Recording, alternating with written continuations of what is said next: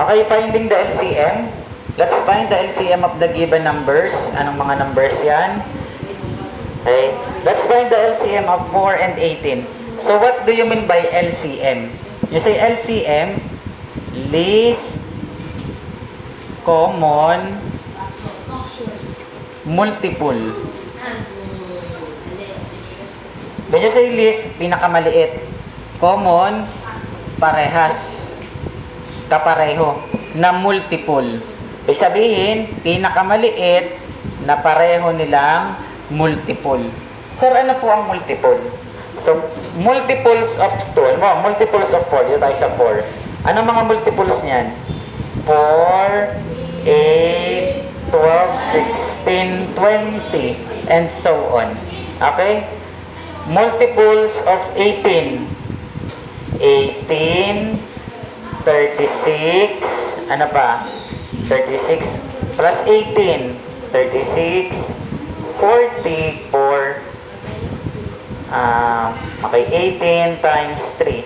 So, 4, carry 2, 54. Okay, 54. Yan yung mga multiples nila. Naintindihan? So, ano yung pinakamaliit na magkaparehas sila? May magkapareha ba dyan? Wala. So, itutuloy natin. Okay? Ay, mabubura. Okay? So, ituloy natin. So, ito. Para hindi nabubura. Okay. 4, ano nga yan? 4, 8, 12, 16, 20, 24, 28, 32, 36, 40. O, ayan. O, doon naman tayo sa 18. Okay, 18. 18, 36, 54. Ayan. Meron ba magkaparehas? Alin? Yung 36. Meaning to say, 36 is the least common multiple or the LCM of 4 and 18. Any question? Okay, ano ang LCM ni 4 and 18? The answer is 36. Okay. So, 1 down. Okay. Next number. So, what is the LCM of 16 and 40? Masyadong malalaki yung mga example, ano? Malalaki yung mga numbers. 16 and 40.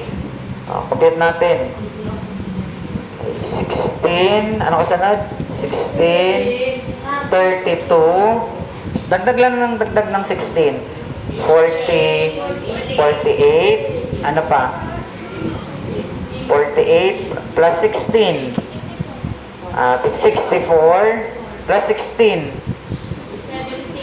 80. Ayan. So, alam mo na. O, doon naman tayo sa 40. Okay? 40, 80. So, meron na silang least common multiple. Ang LCM ay 80. May tanong. Okay? Ang lalaki ng numbers. Meron bang maliliit? Ito, 5 at 8. What is the least common multiple LCM of 5 and 8? So, paano nga? 5, 10, 15, 20, 25, 30, 35, 40. Oh, doon naman sa 8. 8, 16, 24, 32, 40. Ayun. So, ang sagot ay 40. Naintindihan? Okay. Next. Sagutan natin ay burahin ko lang. Ayan. Mayroon pa ba yung maliliit na numbers lang? Okay.